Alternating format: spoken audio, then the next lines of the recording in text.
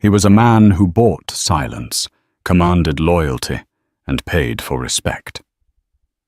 From his private jet to the diamond-encrusted watch on his wrist, Sheikh Tariq al-Jamil's world was curated to his exact specifications. When he walked into London's most exclusive restaurant, he didn't expect service. He expected submission. He saw the waitress Isla as nothing more than a ghost meant to fill his glass. So he insulted her in his native tongue, Arabic confident the words would be a secret poison, felt but not understood. But he made one fatal miscalculation. The quiet waitress understood every single syllable, and her reply in perfect classical Arabic wouldn't just shatter his arrogance, it would unravel an empire. The air in Ethelgard's was like a carefully preserved artifact, still heavy and expensive. It smelled of truffle oil, old money, and the quiet desperation of those trying to belong. For Isla Rosewood, it smelled like survival. For the past year, this Michelin-starred fortress in the heart of Mayfair had been both her sanctuary and her prison. Here she was, a ghost in a crisp black uniform, her movements a silent ballet of efficiency. She could pour a 1982 Chateau Margaux without a single tremor, clear a course of Osetra caviar without a sound, and most importantly, become utterly invisible. Invisibility was a skill she had perfected. Her past was a country she no longer visited, a place of sun-baked courtyards, the scent of cardamom coffee, and a language that felt more like home than English ever did. But in London, that part of her was locked away. Here she was, just Isla, the waitress who was preternaturally calm, whose polite smile never quite reached her stormy grey eyes. Tonight, the weight of the silence in Ethelgard's felt heavier. The arrival of Sheikh Tariq al-Jamil had sucked all the oxygen out of the room. He wasn't just wealthy. He was the kind of powerful that made wealth look like a charming hobby. His family essentially owned a nation's sovereign wealth fund, with controlling interests in everything from global shipping to tech startups. He moved with the predatory grace of a man who had never been told no. Flanked by two sycophants, a man named Faisal and a woman dripping in Chopard diamonds, he took the best table in the house. Table 1, the one discreetly tucked into an alcove with a private view of the curated gardens. Isla was assigned his table. Her manager, the perpetually flustered Mr. Henderson, had scurried over, his face pale.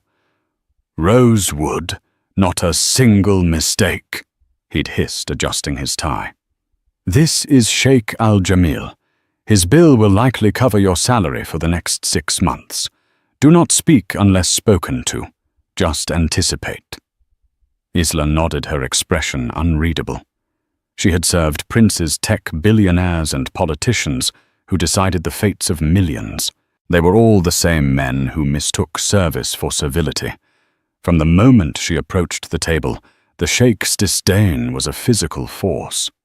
He didn't look at her, instead continuing his conversation as if she were a piece of furniture. His eyes, the color of dark, polished onyx, scanned the menu with an air of profound boredom.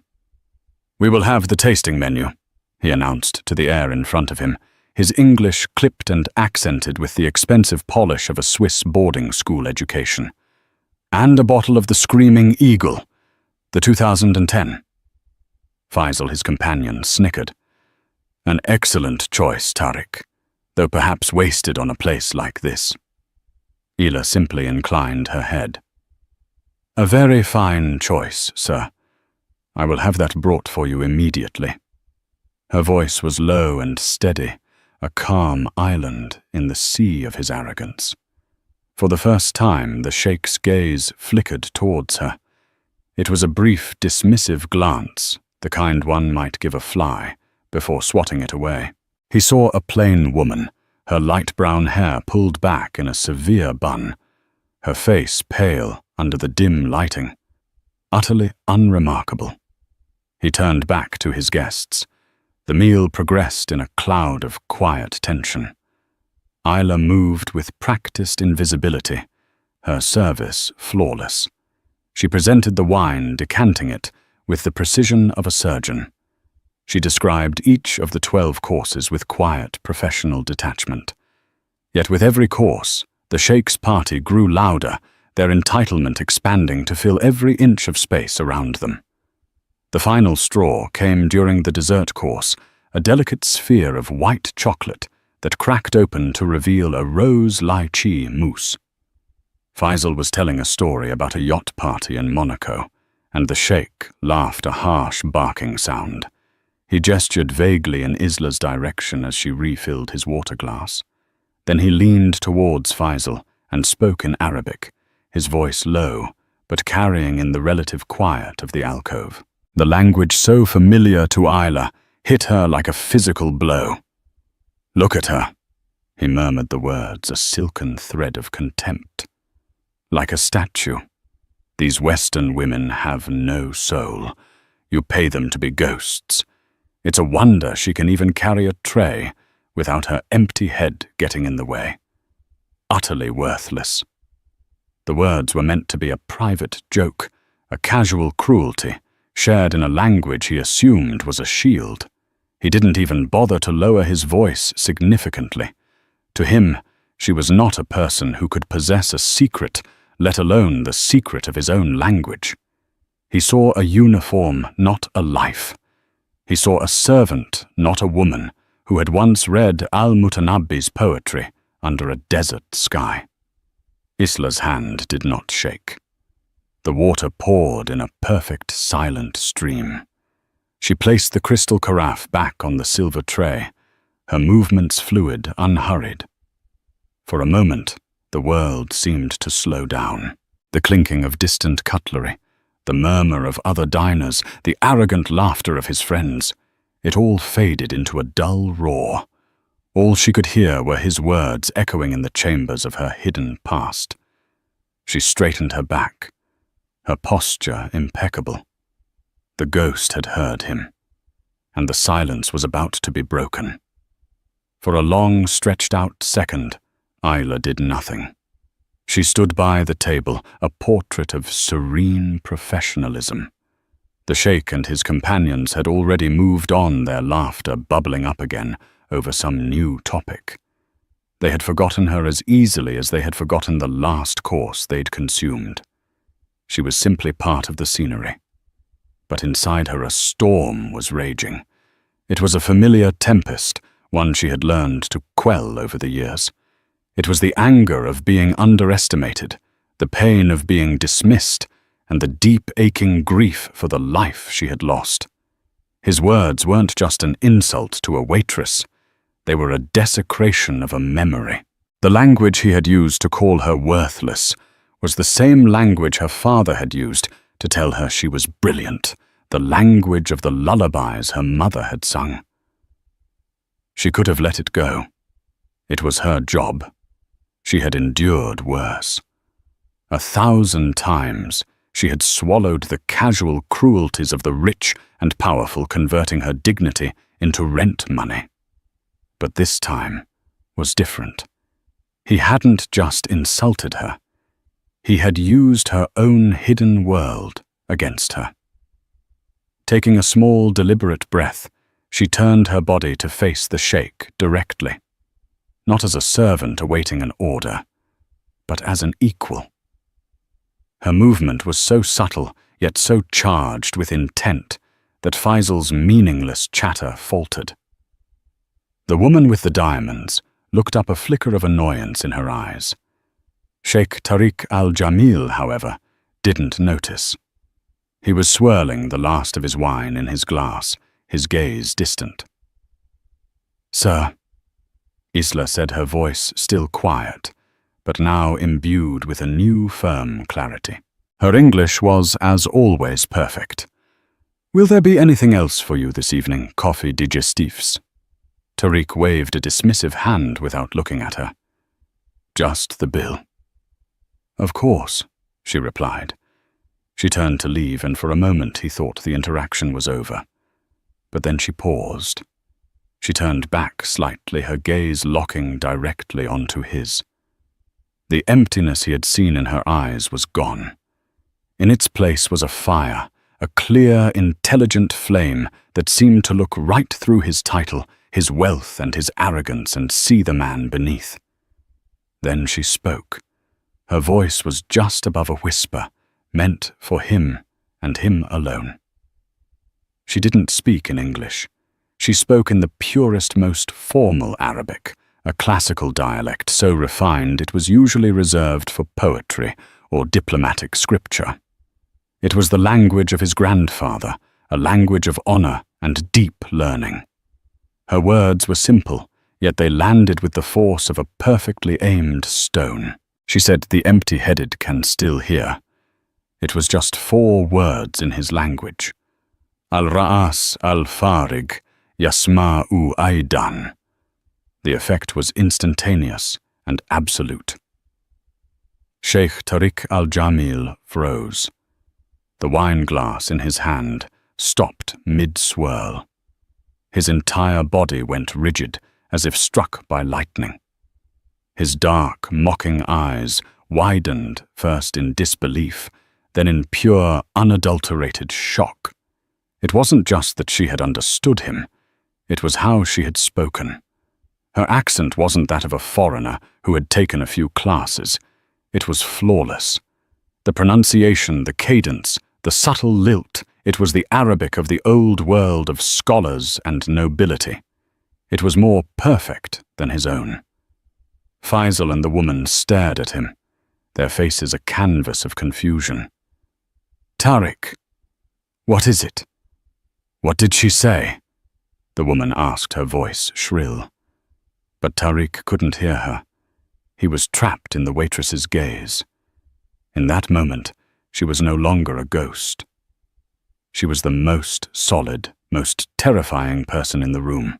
He felt a hot flush of shame creep up his neck, so potent it was almost dizzying. He had been exposed, his arrogance laid bare by the very person he had deemed invisible. It was like boasting of his swimming prowess, only to find he was in the presence of the ocean itself. Isla held his gaze for another second, her expression unyielding. Then, with a quiet, dignified nod, she turned and walked away, her footsteps silent on the plush carpet. She didn't look back. She didn't need to. She had detonated a bomb and was walking away from the blast zone with perfect composure. Back at the table, a deafening silence had fallen. Faisal was stammering, trying to understand what had happened. Tariq finally broke his paralysis, slamming his wine-glass down on the table. A splash of crimson leaped onto the pristine white tablecloth like a drop of blood. What? Who? He finally managed to get out his voice, a choked whisper. He looked around the restaurant, but Isla was gone, swallowed back into the clockwork of the establishment. But her presence lingered, her 4 perfect words, echoing in his mind, dismantling everything he thought he knew about power and the people who served him. The billionaire sheikh, the man who commanded nations, had just been utterly and completely conquered by a waitress, and he had no idea what to do next. The kitchen of Ethelgard's was a world away from the hushed opulence of the dining room. It was a cacophony of clanging pans, hissing stoves, and shouted orders in a half-dozen languages. For Isla, it was a place to disappear. She placed the sheikh's bill on the pass for the manager and immediately began polishing cutlery, her hands moving on autopilot. Each fork, each spoon, was a small, tangible task to anchor her in the present, to stop her mind from spinning back to the sheikh's shocked face. Her heart was hammering against her ribs. What had she done? Years of carefully constructed anonymity shattered in a single sentence. She had broken the cardinal rule of her existence. She had allowed herself to be seen. A fellow waitress, a kind Irish girl named Chloe, came over to her. "You all right, Isla? You look like you've seen a ghost. Henderson is having a fit, by the way. Said Table 1's bill is just sitting there." Isla forced a small smile. "I'm fine. Just a headache." But it wasn't a ghost she had seen. It was a ghost she had become. As she polished the silver, her reflection stared back a pale imitation of the girl she once was. The girl who wasn't Isla Rosewood, waitress, but Isla, daughter of Professor Alistair Rosewood, the world's foremost expert on pre-Islamic poetry and Levantine history. Her mind drifted back, pulled by an inescapable tide, to the sprawling courtyard of their home in Damascus. The air there wasn't heavy and conditioned. It was thick with the scent of jasmine and dust, alive with the call to prayer and the distant bargaining of the souk. Her father, Alistair, wasn't a memory then. He was a giant with kind eyes and a laugh that seemed to shake the very foundations of their house. He was a man who saw history not in dusty books, but in the faces of the people in the cadence of their language. He had insisted she learn Arabic, not as a second language, but as a second soul. To truly understand a people, Isla, he would say, his finger tracing the intricate calligraphy in an ancient manuscript, you must dream in their language. Their dinner table was rarely just the three of them. It was filled with poets, archaeologists, imams, and merchants. She learned the sharp, witty dialect of the marketplace from the baker who brought them fresh ka'ak, and the formal, elegant prose of the Quran from her father's friend, a renowned scholar from Al-Azhar University. Her mother, an artist, had captured it all on canvas, the vibrant chaos of the city, the serene dignity of the desert, the scholarly intensity in her husband's eyes. Their life had been a rich tapestry of two cultures woven together with love and mutual respect. Then the world had fractured. The Arab Spring had bloomed and then withered into a brutal civil war.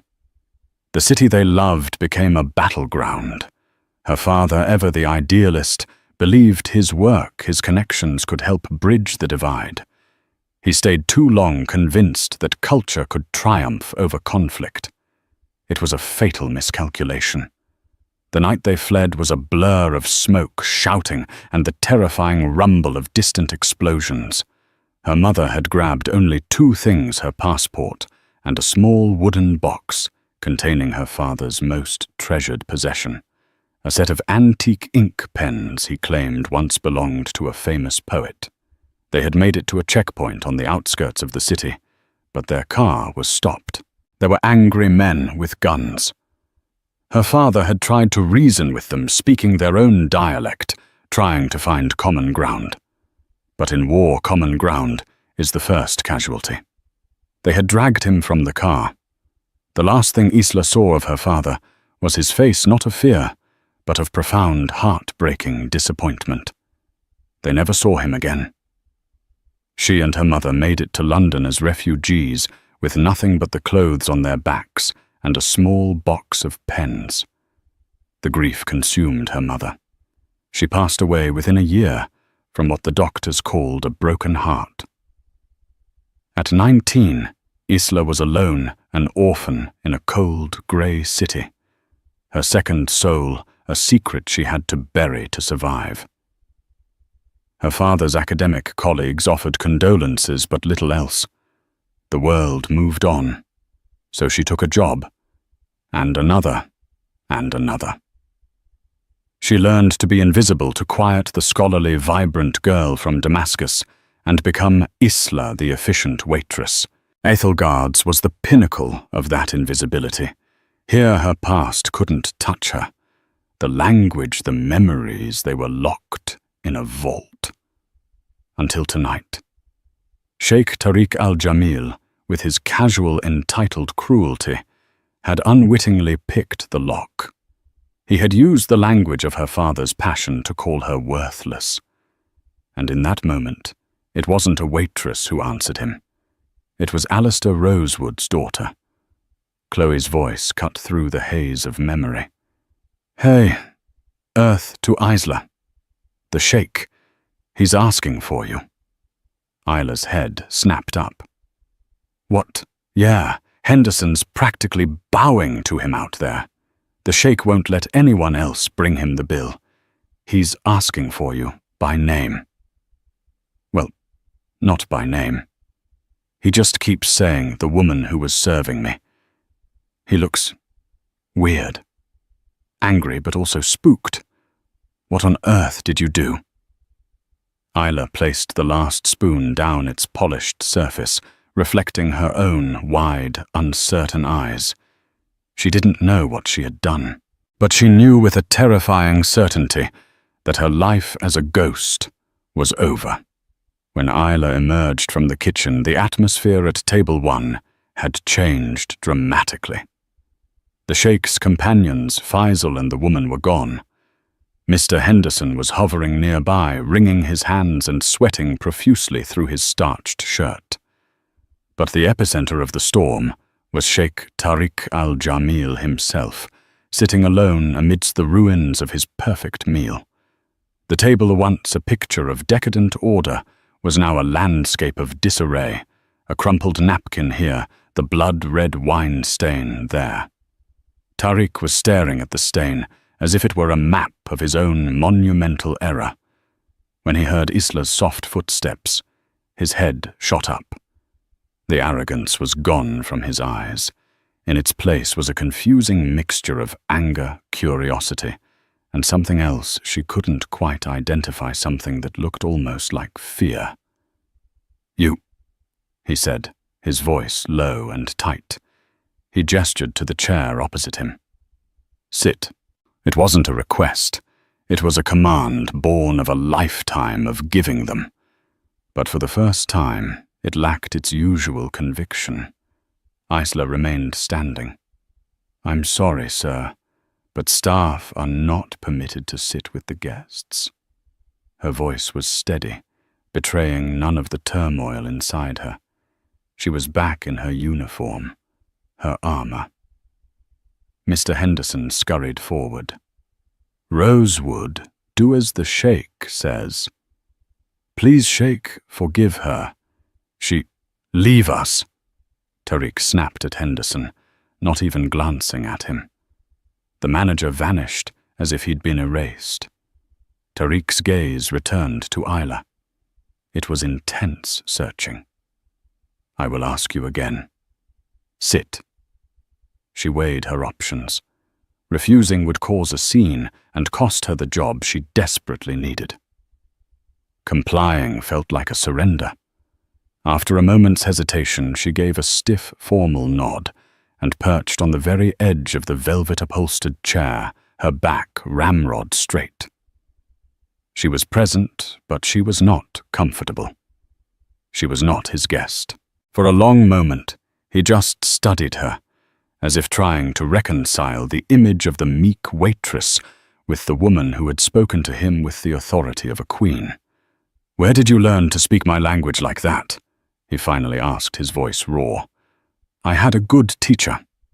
Isla replied, her answer deliberately vague. His frustration was palpable. He was a man used to direct answers to information being served to him on a silver platter. "A good teacher. Do not play games with me. Your accent, it is from another time.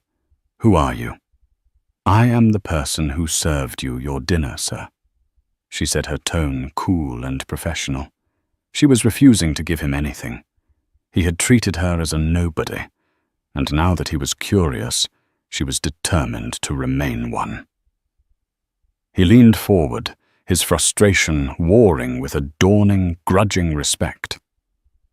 "I apologize," he said, the word sounding foreign and clumsy on his tongue. "What I said, it was unbecoming." It was the best he could manage, an apology filtered through layers of pride. Isla simply nodded, accepting it as one might accept a package delivered to the wrong address. It didn't belong to her. The insult had been for a ghost, and the apology was for a mystery he was trying to solve. Neither had anything to do with the real Isla. "Your bill, sir," she said, placing the leather folio on the table, gently pushing it over the wine stain.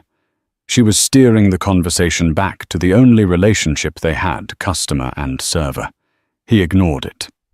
"I will pay for the damages, and I will offer you compensation for the offense." He was back on familiar ground, now money. Money solved everything. "Name a price." A flicker of genuine anger finally broke through Isla's composure. "My dignity is not for sale, sir." The quiet power of her statement silenced him again. He stared at her, truly seeing her for the first time. He saw the faint lines of exhaustion around her eyes, but also the unyielding strength in her jaw. He saw the worn collar of her uniform, but also the aristocratic set of her shoulders. She was a walking contradiction. "I need to know." He said, his voice quieter now, driven by a compulsion he didn't understand. "It is a matter of honor." "Whose honor, sir? Yours or mine?" She countered her question, hanging in the air between them. Before he could answer, she stood up. "If there is nothing else, I must return to my duties." She walked away, leaving him alone at the table with the bill and his unanswered questions. Tariq watched her go, a feeling of profound frustration rising within him. He had offered money, the universal key that opened every door he had ever encountered, and she had refused it. He had offered an apology, a rarity for him, and she had dismissed it. He picked up the bill, his mind racing. He signed it, adding a tip that was so absurdly large it was more of an insult than a compliment, a desperate, clumsy attempt to reassert his power. But as he stood to leave, he knew it was a hollow gesture. As he was escorted out by a groveling Mr. Henderson, Tariq glanced back into the dining room. He saw Isla at a service station, calmly folding napkins, her expression serene. She looked like just another waitress again. But he knew better. She was a fortress, and he had only seen the outer walls. That night, Sheikh Tariq Al-Jamil didn't go back to his penthouse suite at the Dorchester. He went to his private office, a secure room with technology that could track global stock markets in real time. He picked up a secure phone and called the head of his personal security, a formidable ex-MI6 agent named Arthur Pence. "Arthur," Tariq said, his voice cold and determined. "I have a name for you. Isla Rosewood. She works at Ethel Guards in Mayfair. I want to know everything. Where she was born, who her parents were, where she learned to speak Arabic better than I do. Everything. And I want it on my desk by morning." His obsession had begun. He would unlock the mystery of the waitress, not with money, but with the other tool he had in abundance power. The next morning, a sleek encrypted tablet was delivered to Tariq's penthouse. On it was Arthur Pence's report. Tariq dismissed his morning appointments, locked the door to his study, and began to read. He expected to find a story of intrigue. Perhaps she was a corporate spy, a translator from a rival family, or something equally clandestine. The truth, when it came, was far more profound and humbling. The file began with the mundane Isla Rosewood, born in London, citizen of the United Kingdom. No criminal record, no social media presence, a ghost in the digital age. But as Tariq scrolled further, the black and white text began to paint a picture in color. Her father, Professor Alistair Rosewood. The name hit Tariq like a physical blow. He didn't just know the name, he revered it. His own grandfather, Sheikh Rashid, The formidable patriarch who had built their family's empire from desert sand and sheer will had spoken of Professor Rosewood. He had called him one of the few Westerners who truly understood the soul of their culture, a man who saw the beauty in their history beyond the oil in their ground. His grandfather had owned a first-edition signed copy of Rosewood's seminal work, The Echoes of the Empty Quarter, a book on pre-Islamic poetry. It was one of the few things from the old man's library that Tariq had kept and cherished. He read on his hands, trembling slightly. The report detailed the professor's life in Damascus, his marriage to an English artist, and the birth of their only daughter, Isla. It included photographs. One showed a young, smiling girl with bright, intelligent eyes, sitting on her father's lap, in a sun-drenched library, an open Arabic text between them. The resemblance was unmistakable. Then came the tragedy. The war. The flight from Damascus. The professor's disappearance presumed dead at a rebel checkpoint. The file detailed Isla and her mother's arrival in London as asylum seekers, the mother's subsequent death, and Isla's descent into a life of low-wage jobs to make ends meet. She wasn't a spy. She was a survivor. She was an orphan of a world that Tariq's own geopolitical maneuverings had helped to shape. He felt a wave of shame so powerful it made him physically ill.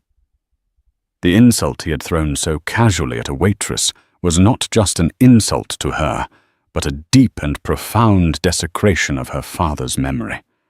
He had called the daughter of Alistair Rosewood, a man his own grandfather considered a peer empty-headed and worthless. He had mocked her soul in the very language her father had taught her to love. The report concluded with a final devastating detail. Arthur Pence had discovered that Isla had recently been served an eviction notice. The building she lived in, a run-down block in a forgotten corner of East London, had been bought by a new property development corporation.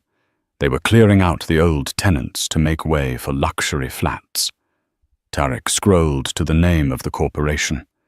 It was a subsidiary, a tiny, insignificant branch of a much larger real estate portfolio. A portfolio owned by Al Jamil Holdings, owned by him. The tablet slipped from his fingers and clattered onto the marble floor. He was not just the man who had insulted her. He was the man who was about to make her homeless. His casual, thoughtless business dealings were about to finish the job that the war had started erasing the last vestiges of her world. The arrogance, the pride, the obsession, it all melted away, replaced by a single, crushing weight of responsibility. This was no longer about a bruised ego or a solved mystery. This was about honor, just as she had said. His honor. The honor of his family. His grandfather would be ashamed beyond words. He stood up, pacing the room like a caged tiger. For the first time in his life, Sheikh Tariq Al-Jamil felt truly powerless. Money couldn't fix this. An apology was laughably insufficient. He had broken something, and he had no idea how to put it back together. He picked up the phone, his mind made up. He wasn't going to send an emissary or a lawyer. He wasn't going to send a check. He had to face her himself. He called Mr. Henderson at Ethelgard's. "I need to speak to Isla Rosewood," he said, his voice devoid of its usual command, replaced by a raw urgency. "It is not a request." He had to find her. He had to try to make this right, not for his own pride, but for the memory of a great man, and for the daughter he had so grievously wronged.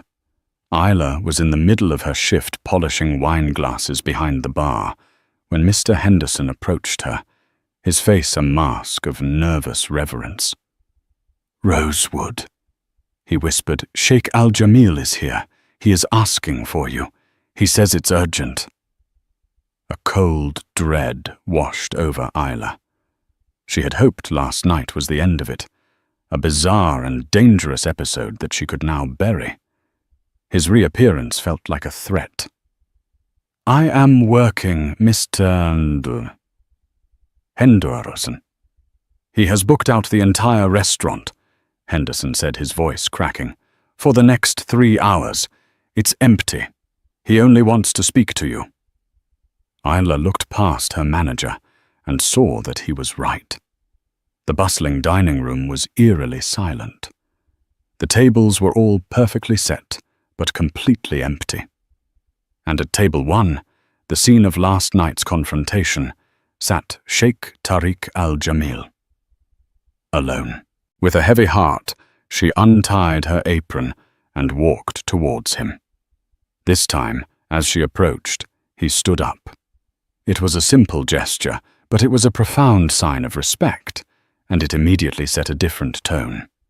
He wasn't wearing an immaculate suit today.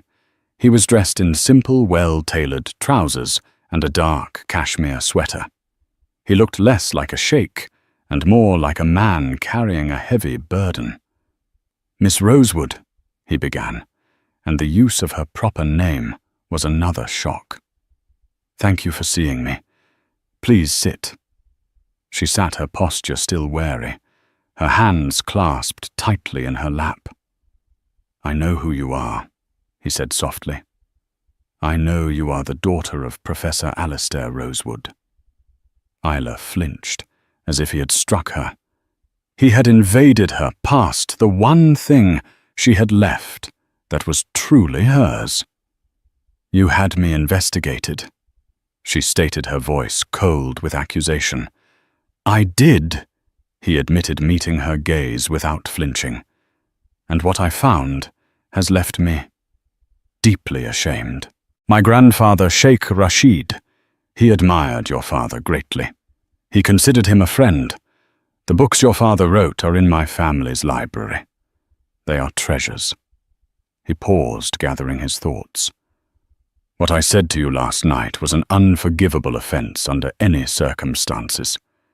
But knowing who you are, knowing that I insulted the daughter of a man my family holds in such high esteem, I have dishonored my grandfather's memory. I have dishonored your father's. For that I offer you my most profound and sincere apology. There is no excuse for my arrogance." His words were genuine. There was no artifice, no pride, only a deep, clear well of remorse in his eyes. Isla looked at him, the armor of her anger beginning to crack. For so long her father's legacy had been a private grief. To hear him spoken of with such reverence by this man, the man who had hurt her, was disorienting. Before she could formulate a response, his phone sitting on the table buzzed urgently. He glanced at it, his brow furrowing in irritation. "Forgive me," he said, about to silence it, but the name on the screen made him pause. He answered his voice immediately, shifting back to the sharp tone of a CEO. "What is it, Karim?" he snapped. He listened for a moment, his face growing dark. "What do you mean the deal is off?" The Al-Saudis wouldn't back out now. A cultural insult. What cultural insult? A mistranslation. He stood up, turning away from Isla and beginning to pace. His voice was a low, angry growl. "A gift." What gift? A set of antique pens. How could that be an insult? The inscription read it. "To me, read it. To me now." He fell silent again, listening intently. As he did, his face went pale. He ran a hand through his hair, a gesture of pure desperation. No. That proverb, it can be taken 2 ways. One of respect, one of deep insult. They chose the latter. Who approved that translation? Get him on the phone now. This deal is worth $500 million. It holds the key to our entire green energy initiative. Fix it. He hung up, slamming the phone down on the table. He looked at Isla, his eyes wild with a new kind of crisis. "My apologies," he said, his voice strained. "A business emergency." Isla had overheard everything. Antique pens, a mistranslated proverb, an insult causing a deal with a powerful Saudi family to collapse. A spark of recognition flickered in her mind. "What was the proverb?" she asked, her voice quiet. Tariq looked at her, distracted. "What?" "The inscription on the pens. The proverb that was mistranslated. What was it?" she insisted. He looked surprised by her question, but he answered, rattling it off in frustrated Arabic before translating. "The ink of the scholar is more sacred than the blood of the martyr." It was meant as a sign of respect for their patriarch's wisdom. Isla's blood ran cold. She knew that proverb. Her father had taught it to her, and she knew its dangerous dual meaning. To a modern, business-focused leader, it was a compliment. But to a traditional honor-bound family with a proud warrior lineage, it could be interpreted as a grave insult, implying their scholarly pursuits were valued above the sacrifices of their ancestors. It suggested they were weak. "Who is the patriarch of the family you are dealing with?" she asked, her mind working quickly. "Sheikh Abdullah Al Saud," Tariq replied impatiently. "Why?" "Sheikh Abdullah is a traditionalist," Isla said, her voice gaining strength and authority. "His great-grandfather was a renowned warrior. His family's honor is built on a legacy of strength, not just wisdom. Giving him that gift with that inscription, you didn't just insult him. You insulted his entire lineage." Tariq stared at her, stunned into silence. In the space of 30 seconds, she had shown a more profound understanding of his world's complex cultural politics than his entire team of highly paid advisors. He was in the middle of a corporate war, one he was about to lose. And he realized with a sudden, shocking clarity that the only person who might have the weapon to win it was sitting right in front of him, the waitress he had called worthless. The hushed, cathedral-like silence of Ethelgard's transformed. The dining room moments before a symbol of opulent leisure became an impromptu war room for a battle being fought 1,000 miles away. The perfectly set tables stood like silent witnesses, their polished silverware gleaming under the soft lights, a stark contrast to the chaotic high-stakes crisis unfolding at Table 1. Sheikh Tariq al-Jamil, a man who commanded boardrooms and influenced global markets, was now a subordinate, his empire's fate hanging on the words of a woman whose name he didn't even know how to pronounce correctly, just hours earlier. The $500 million energy deal was more than a transaction. It was his declaration of a new future for his family, a pivot from the oil that had built their past to the sustainable technology that would secure their legacy. To fail now, and to fail because of a cultural blunder, would be an unforgivable, career-defining humiliation. Isla Rosewood, however, was in her element.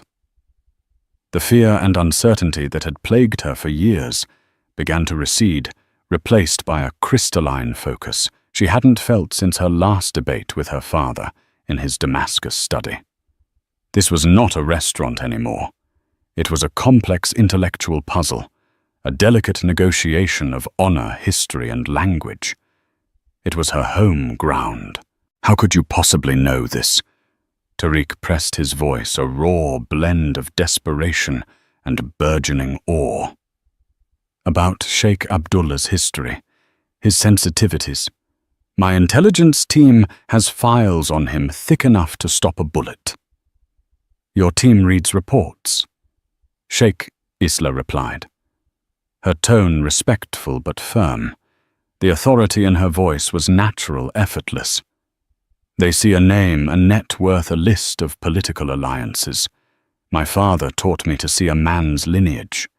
He believed history wasn't a static record. It was a living river flowing through the veins of every person. I met Sheikh Abdullah at a symposium in Riyadh when I was 12.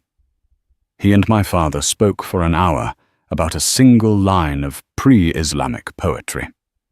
I remember Sheikh Abdullah was far more interested in the poet's tribal loyalties and battle record than the poem's literary merit. He is a man who sees the world through the lens of strength and honor, first art and commerce second. Tariq sank back into his chair, the full weight of his team's failure crashing down on him. My advisors, they are fools. They celebrated the gift of the pens as a masterstroke of diplomacy. Elegant, scholarly, respectful. Those were the words they used. They weren't entirely wrong, Isla conceded, pacing slowly beside the table. The gesture was scholarly, but in their world, a world of contracts and capital, they've forgotten that some men still live in a world of symbols. For a man like Sheikh Abdullah, a symbol is not a representation of a thing. It is the thing. You didn't give him an insulting gift. You declared that his wisdom was more valuable than his strength, that his pen was mightier than his ancestors' swords. You challenged the very foundation of his house's pride. A new sense of purpose, clear and powerful, ignited within her. But this can be fixed, she said, her mind racing. An insult delivered through a symbol must be answered with a symbol of even greater power.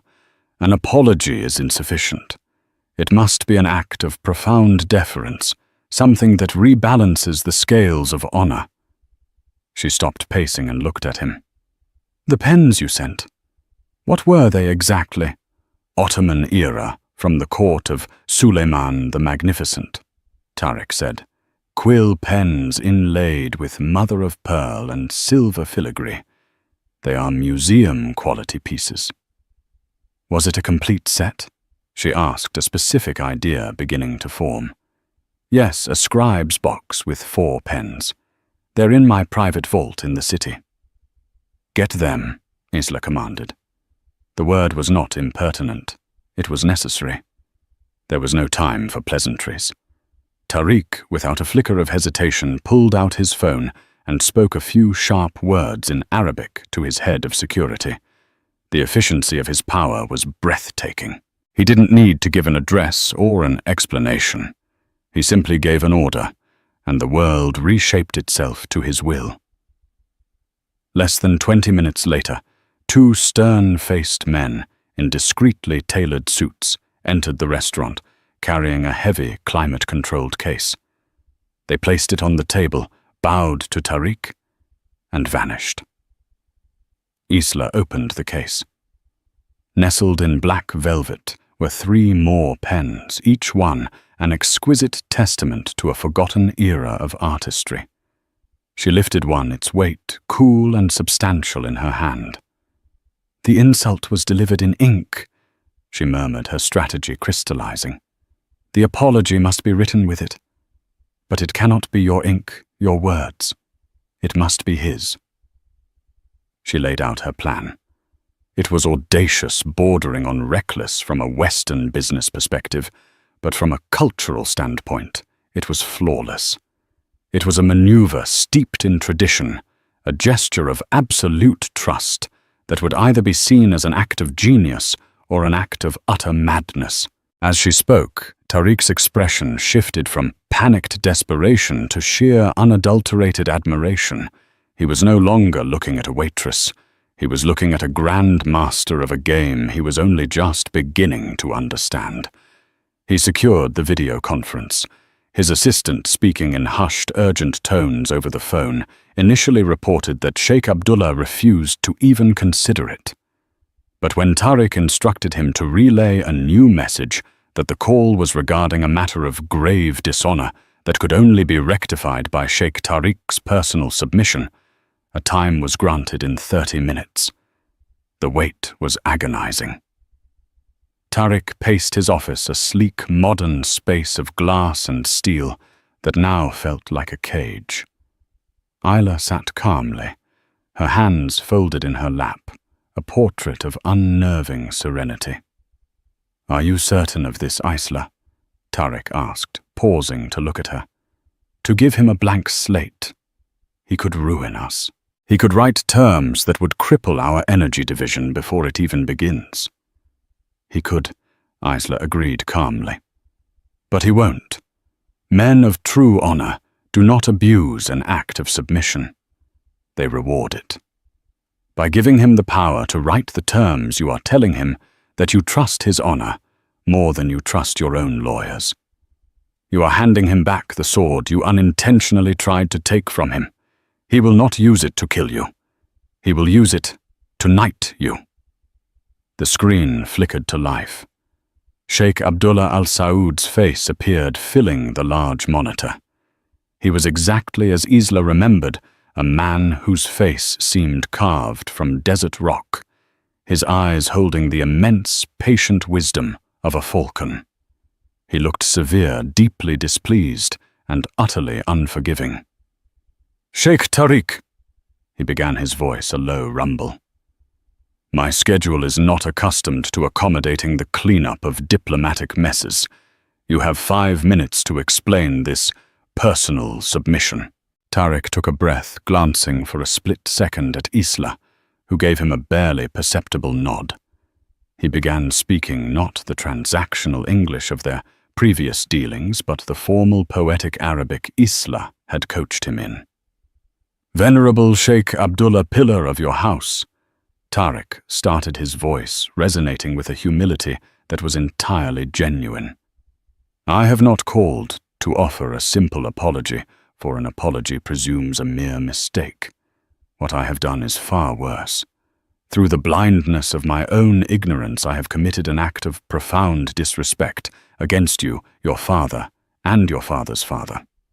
For this grave offense, I have come not to apologize, but to beg your forgiveness." The old sheikh's stern expression did not change, but a flicker of surprise registered in his sharp eyes. The flawless formality of the language and the depth of the humility were unexpected. Tariq continued, his words flowing as Isla had instructed. "The gift I sent was the gesture of a fool who reads the first page of a history and thinks he understands the whole epic. I sought to honor the scholar in you, and in my arrogance I failed to see the great warrior whose blood consecrates your very name. I honored the ink and dishonored the blood. It is a mistake a boy would make, not a man who wishes to be your partner." He signaled for the velvet box to be brought into the camera's view and opened it, revealing the 3 remaining pens. "These are the brothers of the pens I sent you. They are beautiful, but they are hollow shells without the wisdom to fill them. I have come to a painful realization, Sheikh. My ink is worthless in this matter." He paused, gathering himself for the final audacious move. "I am sending these remaining pens to you by private courier. I ask that you use them with your own revered ink to write the terms of a new agreement between our houses. An agreement that you and you alone feel properly honors your legacy and your trust. Whatever terms you write, I will sign them, unseen. My family from this day forward places its faith not in contracts and clauses, but in the unshakable honor of the House of Al Saud." A heavy electric silence filled the office. It was an unprecedented gamble, a complete surrender of leverage. Tariq had laid his $500 million legacy at the feet of the man he had offended. Sheikh Abdullah stared from the screen, his expression unreadable. He was processing the sheer audacity of the move, weighing the sincerity, searching for the trap. Then his gaze shifted just for a moment to the side of the camera in the direction of where Isla was sitting unseen. A long, slow, knowing glimmer entered his eyes. He had seen the move, and now he was looking for the hand of the player. Finally, he spoke, his voice no longer harsh, but laced with a new, deep curiosity. "That is the most reckless and the most honorable proposition I have heard in my 60 years, Sheikh Tariq. It is the wager of a desert warrior, not a city merchant. You speak today with a wisdom that seems to have been born overnight. Tell me, who is your new teacher?" Tariq looked at Isla, who gave a single slow nod. There would be no more hiding. "My teacher," he said, his voice clear and strong, "is the person who opened my eyes to the depth of my own ignorance. A woman of great learning and greater honor, to whom I now owe an incalculable debt." A slow, genuine smile finally spread across Sheikh Abdullah's weathered face, transforming his severe features. "Alistair Rosewood," he murmured more to himself than to Tariq. "I see his echo. The ink of the scholar, it seems, can indeed guide the hand of the warrior. Very well, Tariq. Send me the pens. I will write the terms of our new friendship." The screen went blank. For a full minute, Tariq did not move. He simply stared at the blank monitor, the enormity of what had just transpired washing over him. The deal wasn't just saved, it was forged into something stronger, an alliance built not on profit, but on a profound act of restored honor. He finally leaned back in his chair, a long, shuddering breath escaping him. He turned to Isla, his eyes filled with a raw emotion she had never seen in any man. A potent cocktail of relief, gratitude, and pure, unadulterated awe. I have no words," he stammered. "You saved me. You saved everything. How can I possibly repay you?" Isla met his gaze, her own calm finally returning.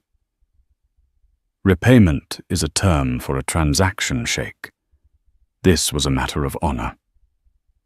She paused, then added her voice, quiet but firm.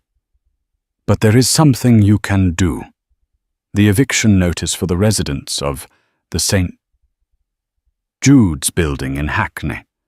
I want it cancelled. Permanently." Tariq looked confused for a second, before the information from Arthur Pence's report clicked into place, the final piece of his shame. "Done," he said without hesitation. "It's more than cancelled.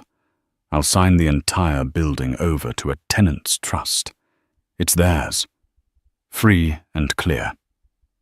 He stood up and walked over to her, his expression deadly serious. "But that is a pittance. That is not enough. This," he said, gesturing around his opulent office, "is not your life, Isla. Scrubbing floors and serving men like me. You are a queen without a kingdom." He stopped in front of her. "I'm offering you a new position, not a job, a role. Senior Cultural and Strategic Advisor to the Chairman of Al Jamil Holdings. You will answer only to me.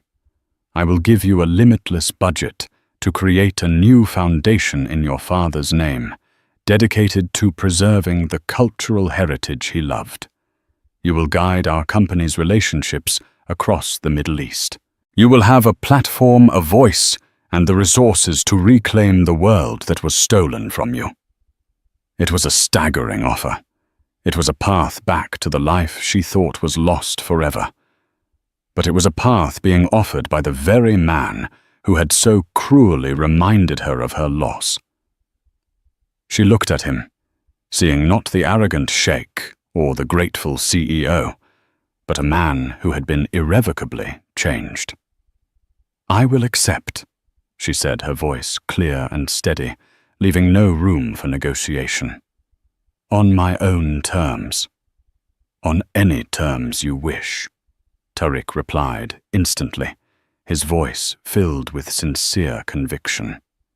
A small, true smile finally graced Isla Rosewood's lips, reaching her stormy grey eyes for the first time in years. The ghost of Ethelgard's was gone. The daughter of Alistair Rosewood had returned, and her legacy was just beginning to be written.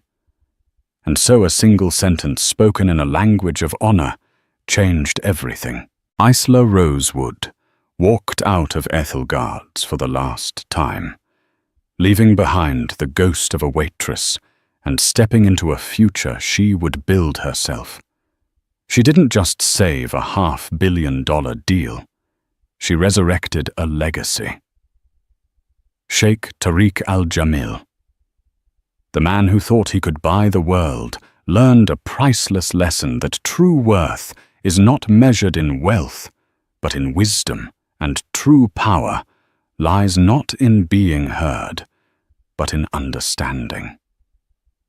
Their story reminds us that beneath the surface of the ordinary, extraordinary lives are waiting. Every person you meet has a history. You cannot see a silent strength you cannot measure. A little respect can change a life. A little arrogance can cost an empire. What did you think of Isla's incredible journey? Do you believe one moment of standing up for yourself can change your destiny? Let us know in the comments below. And if this story touched your heart, please don't forget to like, share, and subscribe for more tales of hidden strength and unexpected justice. Thank you for listening.